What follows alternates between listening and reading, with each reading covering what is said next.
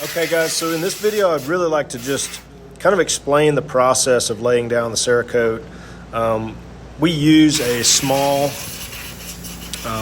like a mini paint gun. So it's got a very small tip, it's got a .08 tip on it for doing real detail work. And what you see me doing there in the first part is I just blow the part off because I don't want any settled dust on the surface. And then we get that blown off really quick, and we'll come right in with a pinpoint spray pattern. And what I'm doing here is I'm basically going inside the receiver wall and making sure that I put Cerakote on any part that's hard to reach from the overspray of spraying the main part. So you'll see me change up the pattern here in a minute when I step away, and I'm just going to a wide pattern when I step away and I get my gun set again. And then what I'll do after I get all this detail work done is we'll go ahead and put a full-size coat on the entire receiver. And I usually, when I went and got certified the way that I spray and the speed that I do, I'm a two-coat person, so I actually go on the part twice. So I'll do one full all the way around, and then I'll turn around and do one more full all the way around, and that puts me right at the 1 mil thickness threshold. So, but yeah, we're just basically trying to find in this part, I'm trying to find all the little hard to reach areas that don't really get a lot of overspray when I'm spraying the full pattern. So just get in the really tight areas just to make sure. On these Remington guns that have the steel receiver, they will rust if you don't get full coverage. So it's really important on a steel receiver to make sure you get absolute 100% full coverage. And then so on the aluminum stuff, it's not that big of a deal. I do like to try, but it will wear off in time. That's just where it comes down to, the difference between metal and steel. The steel will rust. As long as you keep the gun oiled on the internal parts, you should be fine. We're mainly concerned about the outside here. So here we go with the full 2-inch to 3-inch wide pattern here, and we're just going to go pointing up and down at an angle every time we make a pass to make sure that we're shooting in those cracks and crevices on the bottoms, on the top, and we're getting full pattern all the way across the sides here. So it'll go on, it'll look a little wet. It is solvent based. Cerakote is the particles that are pigmented, they're carried in a solvent. So the solvent is like an acetone. It may be acetone. I haven't really asked what the solvent that they're carried in. And so you got to make sure you shake it and mix it good. But when it lays down, it can lay down wet looking like that. That's when you got really good coverage and your spray pattern's doing good. You don't want it to look dry right away because it's going to be dry sprayed. And so you want that little bit of wet shine to it. It's going to immediately start dulling out, and that is the solvent is vaporizing and evaporating off the surface of the part. And once the part is flashed off all the way, it takes about 15 to 20 minutes. And so after the 15 or 20 minutes is over, we'll push those parts over to the oven to make sure. We want to make sure that dwell time is 15 to 20 minutes and there's no solvents left, because if there's solvents behind and it's still a little shiny, what happens is you can affect the gloss of the final product. If you do not let it flash cure, that's what you end up with. So now we're working on this barrel for that Remington 1187. Like I said before, we're doing a two-color split. So one gun's getting the stocks green, one's getting the barrel green, and then flip-flop, brown on the barrel, brown on the stock. So we're still working on that green stuff. You can see that stock hanging right there. So basically,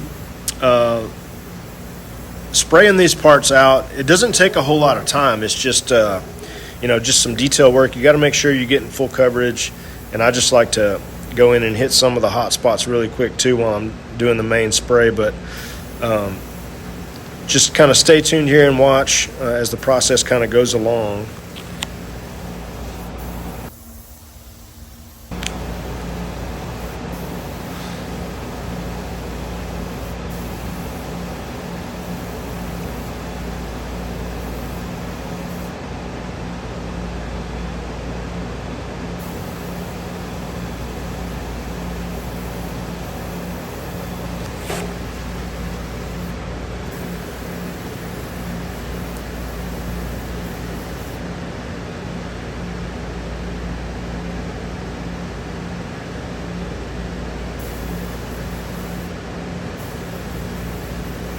A lot of times I like to get the front of that rib. Sometimes the very front bull nose of that rib will get a little bit of a light spray. And usually that's where they wear off the Cerakote the most, when they put their gun down in the truck floorboard or whatever. But now we're going to be working on that stock. This is a Thompson center stock, so it's full polymer. We pulled off the little plate below the pistol grip. He wanted to keep it black with the Thompson center compass and all that logo and stuff. So we usually pull those off and re-glue them. Blowing it off again, look, I cannot stress this enough, blowing all the dust and any kind of little media pieces. Sometimes little flies get on there and little bitty bugs or something like that will land on it while I'm working around the shop, and you just don't remember until you start to spray. So I always, on big parts, I always try to blow them off with some air and then get right into it. We're just putting down that Magpul OD green, and the tricky part for big long stocks like this is to make sure you don't get a bunch of overspray and dry spray in the trigger housing. For whatever reason, the trigger housing is always sticking out there, and it usually catches some of the dry particles as they kind of float by the gun.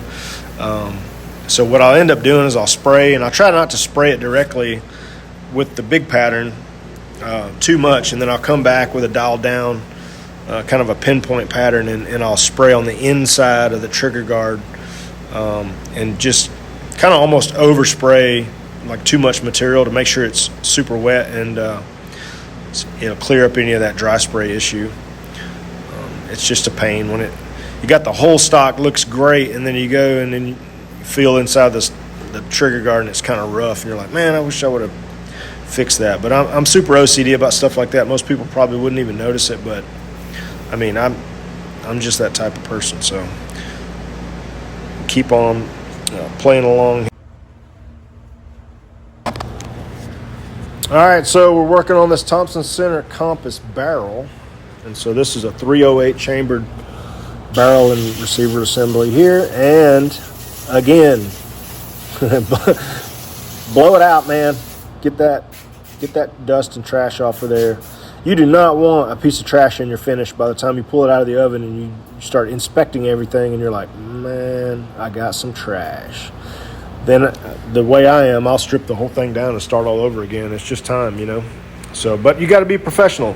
Okay, on this 308, anytime I'm doing a barreled assembly that's like this with the receiver on a bolt gun especially, there's a bunch of tiny little cracks, worse than the 870 receivers.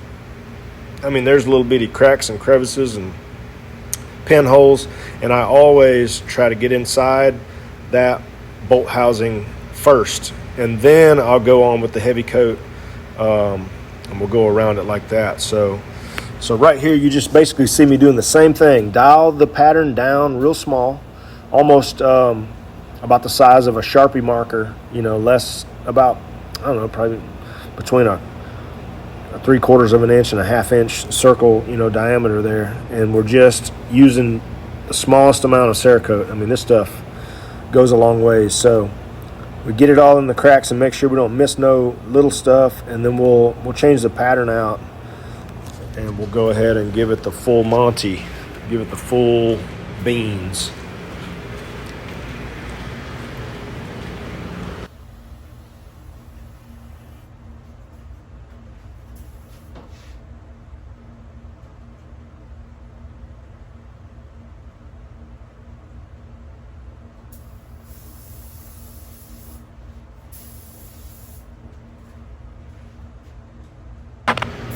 All right, so we're back with the full pattern. We're about to hit it. And I always point, like, angle it down and go down, and then I'll angle it back up. And you're supposed to do round objects like this, like a cylindrical barrel. You basically spray it 8 times. So you count, 1, 2, 3, 4, 5, 6, 7, 8. And then you just, on the next full go around, you start in the same spot that you started in the beginning, but you start from the bottom and go up, so that you're getting coverage, in every single spot. So it helps out with coverage. It's really helpful with like AR handguards because of all the little cutouts for the key mod stuff and the M-lock that has become very popular. Back in the day, it was just pick rails everywhere, which are a nightmare. Picatinny rails with all the little cuts and stuff, man, those are the toughest to get full coverage on if you don't know what you're doing. But if you do it the right way, the way that they teach you in class and the way that they teach you in your certification course, man, you can't mess it up. So you just got to be OCD about everything. This is a process here. So we're going to take a real close look, see that wet look. That's what you want. As the day cools off in my shop, that wet look is a little bit more easier to achieve for a longer period of time. But when it's hot in the shop and it's 90 degrees in here, the Cerakote does not like to spray slick. So I usually do all my prep work in the middle of the day or early in the day, and then I'll wait till the afternoon to start spraying after the sun goes down a little bit. In the wintertime, it's not so much a problem, but my shop is a work in progress, and boy, I tell you, it gets warm in here. We're going to the 870. Oh, no, this is Remington 1187, the front stock, the foregrip. I love doing foregrips because it's just a big fat piece of plastic, and it's like easy to coat. Like it takes Cerakote very well. It's one of my favorite things to spray is forearms.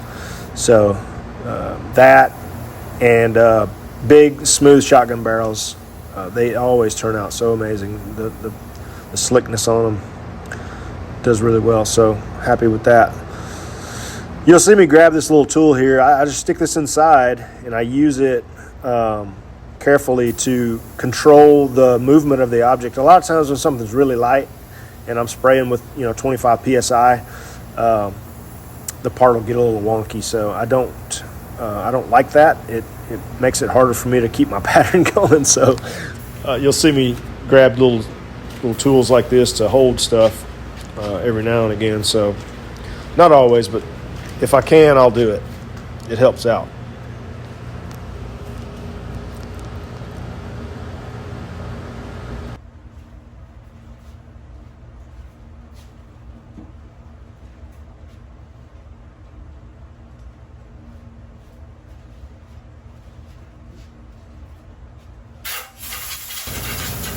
Here's that rear buttstock. These are a little tricky sometimes. I mean, around that pistol grip area where those curves and those sharp angles are, it's a little tough sometimes. You might get in a hurry and light spray something that you really can't see. So I always try to like double check everything, man. I inspect all the parts after they've flash cured to make sure I don't have any light areas.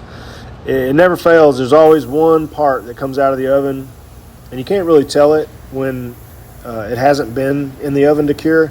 But as soon as it goes in the oven to cure and it gets up to temperature, it shows all the flaws. I mean, you can really see where it was light sprayed sometimes on certain parts. It's harder to see with black polymers. On raw metal, you can see it like night and day. It's very, and with all the lights, I mean, I have an 8-foot light overhead and 2 4-foot lights on each side, and it's still really not as much light as I would like to have. I think when I do the metal walls inside the paint booth, I've got some upgrades that I want to do.